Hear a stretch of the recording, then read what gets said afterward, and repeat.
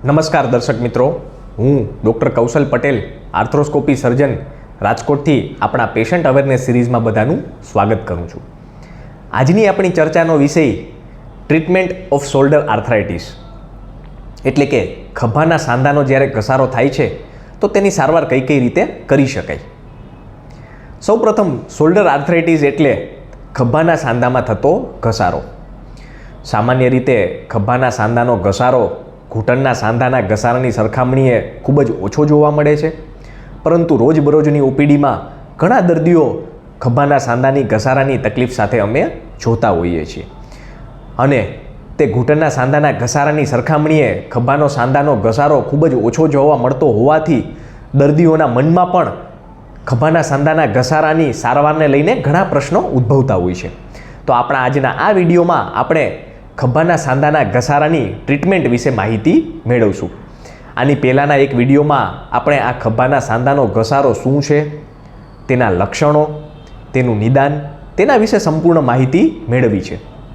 તો જ્યારે પણ જે દર્દીઓને ખભાના સાંધાના ઘસારાનું નિદાન થયું હોય તો તેમના માટે આપણો આ વિડીયો અંત સુધી જોવો ખૂબ જ જરૂરી છે. તો જે પણ દર્દીઓને ખભાના સાંધાનો ઘસારો થયો હોય છે તો સૌપ્રથમ તો તેમની ઉંમર પ્રમાણે તેમની સારવાર કરવામાં આવતી હોય છે. જે દર્દીઓની ઉંમર 65 અથવા તો 70 વર્ષ કરતાં વધારે હોય અને જો આવા દર્દીઓમાં ખભાના સાંધાનો ઘસારો થયેલો હોય અને ખભાના સાંધાના ઘસારાની સાથે સાથે જો ખભાના બધા સ્નાયુઓ પણ સુકાઈ ગયેલા હોય તો આવા દર્દીઓમાં મોટાભાગે રિવર્સ શોલ્ડર રિપ્લેસમેન્ટ તરીકે ઓળખાતું ઓપરેશન કરવામાં આવતું હોય છે. સામાન્ય રીતે આ ઓપરેશનમાં ખભામાં સાંધામાં જે ગોળો હોય છે અને તે વાટકી હોય છે તેને બદલવામાં આવે છે, તેને ચેન્જ કરવામાં આવે છે અને વાટકીની જગ્યાએ ગોળો અને ગોળાની જગ્યાએ વાટકી, એટલે કે બંનેની પોઝિશન અરસપરસ બદલી કરવામાં આવે છે, જેના કારણે આ ઓપરેશન રિવર્સ શોલ્ડર રિપ્લેસમેન્ટ તરીકે ઓળખાય છે. પરંતુ આ ઓપરેશન 65-70 વર્ષ પછી અને જો ખભાના સ્નાયુઓ બિલકુલ કામ ન કરતા હોય તેવા દર્દીઓમાં જ આ રિવર્સ શોલ્ડર રિપ્લેસમેન્ટ ઓપરેશન કરવામાં આવે છે. હવે જે દર્દીની ઉંમર 40થી 60-65 વર્ષની વચ્ચે છે અને તેમાં ખભાના સાંધાનો ઘસારો થયેલો છે, પરંતુ જો તેમના ખભાના સાંધાના સ્નાયુઓ બરાબર કામ કરતા હોય તો આવા દર્દીઓમાં ગોળો અને વાટકી બદલવાની તો જરૂર પડે છે, પરંતુ તેમની પોઝિશન અદલ-બદલ કરવામાં આવતી નથી, એટલે કે તેમને રિવર્સ શોલ્ડર રિપ્લેસમેન્ટ તરીકે ઓળખાતું ઓપરેશનની જરૂર નથી. આવા દર્દીઓમાં જે ગોળાનો ભાગ ખરાબ થયેલો છે, જે વાટકીનો ભાગ ખરાબ થયેલો છે તેટલો જ ભાગ બદલવામાં આવે અને તેમના સ્નાયુઓ તો નોર્મલ રીતે કામ કરે જ છે, તો આ ઓપરેશન જે ટોટલ શોલ્ડર રિપ્લેસમેન્ટ તરીકે ઓળખાય છે. તો આ ઓપરેશનમાં ગોળા અને વાટકીને બદલવામાં આવે છે, પરંતુ તેમની પોઝિશન બદલવામાં આવતી નથી. અને જો આ દર્દીઓમાં ઓપરેશન લાંબા સમયે, એટલે કે 65-70 વર્ષ પછી જો ઓપરેશન નિષ્ફળ જાય તો પાછું આવા દર્દીઓમાં રિવર્સ શોલ્ડર રિપ્લેસમેન્ટ ઓપરેશન કરવાનો વિકલ્પ મળી રહે છે. તો ટોટલ શોલ્ડર તરીકે ઓળખાતું ઓપરેશન 40થી 60 વર્ષના દર્દીઓમાં ખભાના સાંધાનો ઘસારો થયેલો હોય અને સ્નાયુઓ જો પ્રોપર કામ કરતા હોય, એટલે કે સ્નાયુઓ નિષ્ક્રિય ન હોય, તો તેમને ટોટલ શોલ્ડર તરીકે ઓળખાતું ઓપરેશન કરી શકાય. હવે ઘણા દર્દીઓમાં કે જેમની ઉંમર 40થી 60 વર્ષ વચ્ચે જ હોય છે, પરંતુ ખભાના સ્નાયુઓ પણ નોર્મલ હોય અને વાટકી પણ નોર્મલ હોય, તો આવા દર્દીઓમાં ખાલી અડધો સાંધો જ બદલાવવામાં આવે છે, એટલે કે જે ગોળાનો ભાગ ઘસાઈ ગયેલો છે તેટલો ભાગ જ બદલાવવામાં આવે છે, કે જે હેમી રિપ્લેસમેન્ટ,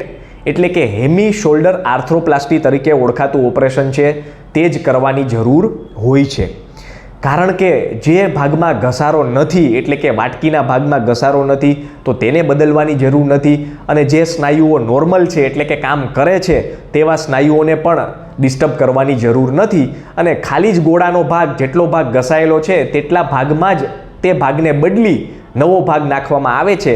તે ઓપરેશન હેમી શોલ્ડર રિપ્લેસમેન્ટ, એટલે કે હેમી આર્થ્રોપ્લાસ્ટી તરીકે ઓળખાતું ઓપરેશન કરવામાં આવે છે.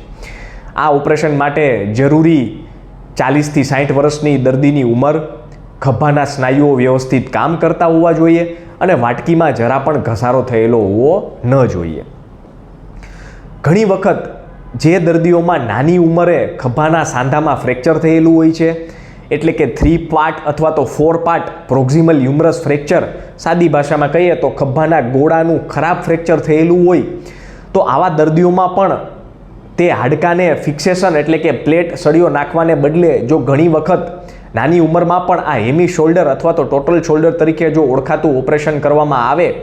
તો ખભાના સાંધાના દુખાવામાંથી અને લાંબા ગાળે ઘસારામાંથી પણ બચી શકાય છે અને નાની ઉંમરે જ તેમને નવો સાંધો આપી ખભાનું હલનચલન પાછું પહેલાં જેવું મેળવી શકાય છે. તો આ રીતે ખાલી ખભાના સાંધામાં ઘસારામાં જ શોલ્ડર રિપ્લેસમેન્ટ કરવામાં આવતું નથી, પરંતુ જો ઘણી વખત ખરાબ ઈજા એટલે કે 3 પાર્ટ અથવા તો 4 પાર્ટ જો ખભાના ગોળાનું ફ્રેક્ચર થયેલું હોય તો તેવા દર્દીઓમાં પણ શોલ્ડર રિપ્લેસમેન્ટનું ઓપરેશન કરવામાં આવતું હોય છે. તો આ રીતે જ્યારે પણ જે દર્દીઓને શોલ્ડર આર્થરાઇટિસ થયેલો હોય તો તેમની ઉંમર, તેમના ખભાના સ્નાયુઓ કેટલા કામ કરે છે, નથી કરતા, ઘસારો કેટલા ભાગમાં થયેલો છે, આ બધું ચોક્કસ માહિતી મેળવ્યા બાદ એટલે કે એક્સરે, સીટી સ્કેન અને MRIમાંથી આ બધી માહિતી મેળવ્યા બાદ તેમના માટે કયા પ્રકારનું ઓપરેશન ઉત્તમ બનશે તે નક્કી કરવામાં આવતું હોય છે. તો જે પણ દર્દીઓને આ પ્રકારે શોલ્ડર આર્થરાઇટિસની તકલીફ હોય એટલે કે ખભાના સાંધામાં ઘસારો થયેલો હોય અને જો ડૉક્ટરે તમને ઓપરેશનની સલાહ આપેલી હોય તો તે નીચેના આપણા કમેન્ટ બોક્સમાં રિપોર્ટ્સ મેળવી અથવા તો આપણી Shiv orthopaedic super speciality hospital ખાતે ડૉક્ટર કૌશલ પટેલનો સંપર્ક સાધી યોગ્ય માર્ગદર્શન મેળવી શકે છે. આભાર.